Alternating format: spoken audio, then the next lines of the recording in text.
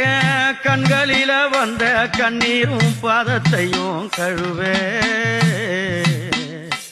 அம்மா என் கண்களில வந்த கண்ணீரும் பாதத்தையும் கழுவே